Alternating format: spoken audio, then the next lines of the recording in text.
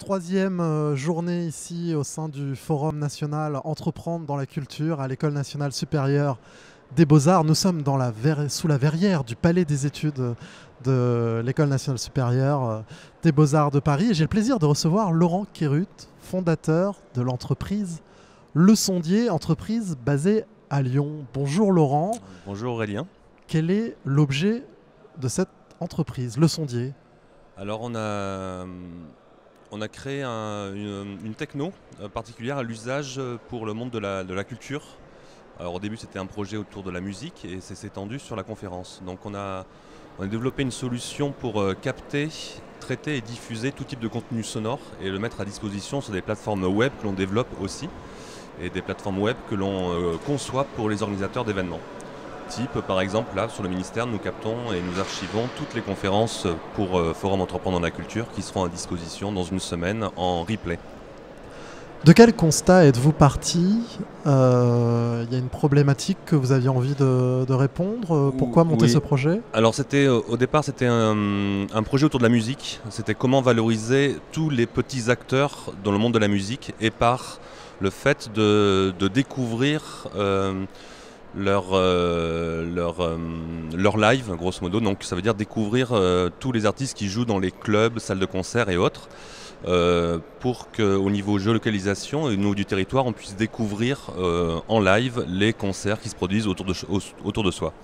Donc on a développé pour ça un objet connecté qui permet de capter les concerts en live et en replay.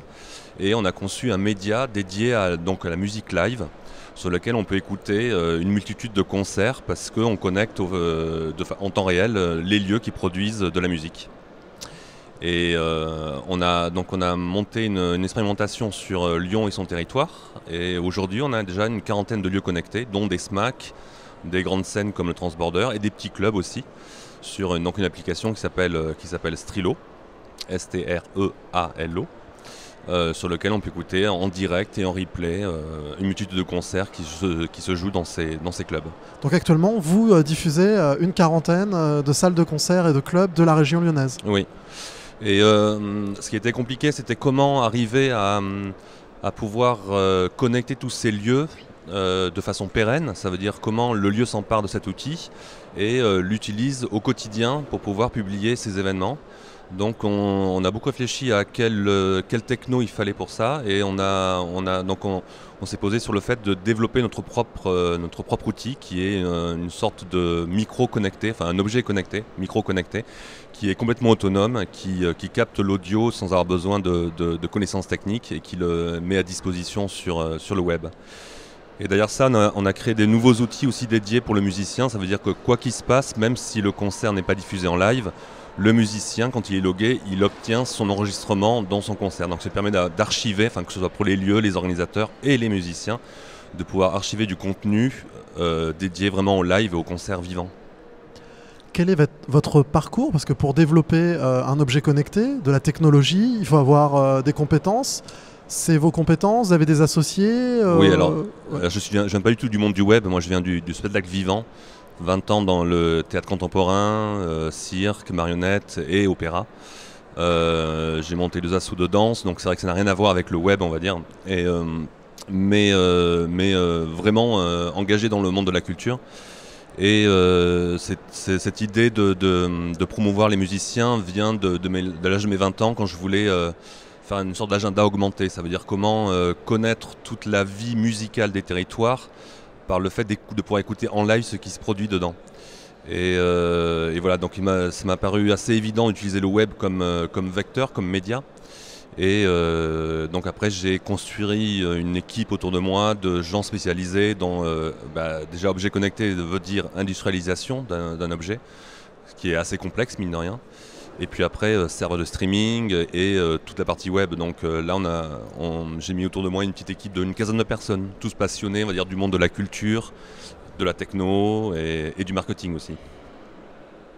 Vous en êtes où dans le développement de cette entreprise? Avez-vous été accompagné par des dispositifs d'aide à l'entrepreneuriat ou d'autres formes de dispositifs d'aide à la création d'entreprises ou au secteur culturel? On a été très bien accompagnés. Je crois qu'on a eu la chance d'être dans le territoire rhône-alpin avec beaucoup d'outils mis à disposition pour les jeunes entreprises innovantes. Et autant on a revendiqué de l'innovation sociale pour la mise en valeur de tout ce qui est contenu culturel, que ce soit conférences, rencontres, débats et musique. Donc on a été aidé là-dedans, dans cette démarche-là. Et aussi dans une démarche beaucoup plus business ou techno. Donc on a eu des outils en création. Enfin, l'entreprise a 2 ans. On a eu des outils de financement en création pour faire des prototypages techno. Et après, on a eu des outils du type prêt d'honneur RDI, prêt bancaire. BPI France nous a beaucoup aidés. Et on a eu la chance d'avoir un fonds d'investissement qui a parié sur notre solution et qui s'est déjà engagé dès la première année en soutien financier. Comment on trouve tous ces mécanismes, tous ces soutiens financiers? Parce que c'est vrai qu'ici, ils sont présentés à travers un certain nombre d'ateliers dans le cadre du forum Entreprendre dans la culture. Quand vous êtes entrepreneur, comment vous découvrez ces différents dispositifs? Alors, je pense que pour moi, c'est plutôt très particulier parce que c'est ma première création d'entreprise. Et donc, j'ai appris le métier d'entrepreneur en même temps que je vais d'aller dans cette création. Et d'autant plus que je ne connaissais pas du tout le monde de l'innovation, grosso modo, enfin toutes les aides qu'on pouvait avoir autour d'un projet dans ce sens-là. Donc du coup, j'ai essayé de prendre le maximum d'infos dans tous les sens, rencontrer beaucoup de monde dès la création. Alors après, je me suis fait aider par un incubateur aussi d'innovation sociale. Qui permet de modéliser un semblant de modèle économique, enfin l'amorce de ce que ça peut être, l'ensemble des choses à savoir pour créer une entreprise. C'est pas juste une techno, c'est savoir comment on le propose, quelle est la communication qu'il faut avoir dessus, comment être prescrit et comment faire évoluer le projet. Donc j'ai fait le maximum de choses en formation et en accompagnement au départ pour essayer de comprendre quel va être mon métier. Et puis derrière ça, ça a été beaucoup de dossiers, de business plans à tenter. Après on se prend des baffes où des gens ne croient pas, donc on retravaille derrière, on se demande qu'est-ce qui coince, et puis au fur et à mesure, voilà, ça s'est déclenché. C'est compliqué d'entreprendre dans la culture? Je pense que c'est compliqué d'entreprendre tout court.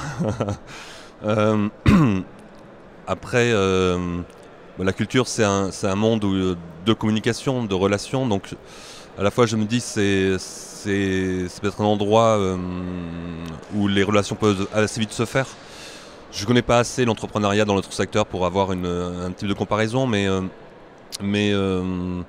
après, je pense que, étant lyonnais, la difficulté, c'est que les relations se font beaucoup à Paris. Donc ça demande d'être vraiment prendre le train régulièrement pour venir faire les rencontres à Paris, parce que mine de rien, tout ce qui est dédié à la musique, à la culture, que ce soit les incubateurs et autres dispositifs d'accompagnement, les dispositifs réputés se trouvent à Paris. Donc je pense qu'il est indispensable, quand on veut créer une entreprise, ou d'avoir une sorte de pied-à-terre sur la région parisienne. Ouais. Les défis actuels ou futurs pour le sondier? Se faire connaître de plus en plus. Alors, je suis très content de la période dans laquelle on est là aujourd'hui, parce qu'on commence déjà à avoir pas mal de partenariats avec des structures qui nous demandent de couvrir leurs événements autour de la conférence, comme par exemple cet événement-là, ou d'autres qu'on a fait autour de Livre Noir, qui s'appelle le salon Quai du Polar à Lyon. Et puis la semaine prochaine, on diffuse l'Assise du roman autour du roman en live. Donc c'est chouette, parce que les gens avec qui on travaille sont extrêmement heureux de la solution qu'on leur propose, qui est vraiment de pouvoir capter tout le contenu des conférences et pas se restreindre sur les contenus phares. En revanche, on est quand même, je pense, assez bien dans l'innovation d'usage en B2B, ce qui est complexe pour arriver à s'insérer dans un marché qui est déjà construit autour de ce que c'est que de la communication digitale et autres. Donc on a une solution particulière, il faut arriver à bien la positionner. Voilà. Donc c'est à la fois une période très heureuse de beau développement, mais beaucoup de transpiration pour arriver à se développer comme je le souhaite, quoi. Quels conseils vous pourriez donner aux entrepreneurs, aux porteurs de projets ici qui essayent de se lancer? Force et courage, je dirais. Il faut tenir bon parce que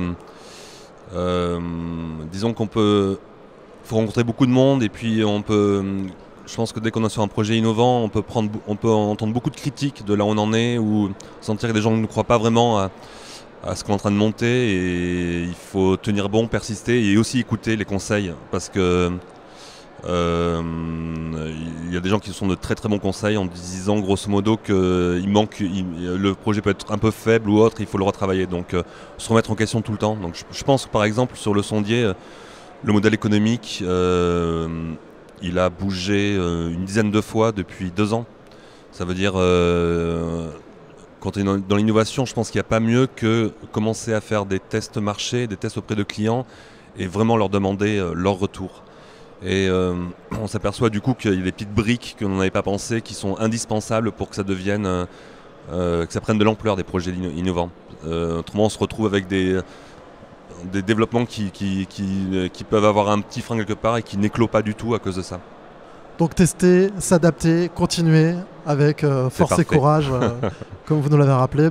Merci Laurent. Donc on est ravis à Culture Veille de la solution que vous avez développée, puisque grâce à cette solution, l'ensemble des conférences et ateliers qui sont proposés ici à l'École nationale supérieure des beaux-arts pour le Forum Entreprendre dans la culture seront disponibles en écoute libre sur Internet. On sera ravis d'ailleurs sur Culture Veille de les repartager. Donc voilà, c'est une bonne nouvelle pour les personnes qui ne sont pas présentes ici dans ce forum et de pouvoir accéder au contenu qui est proposé dans ces conférences. Merci beaucoup Laurent. Merci beaucoup Aurélien.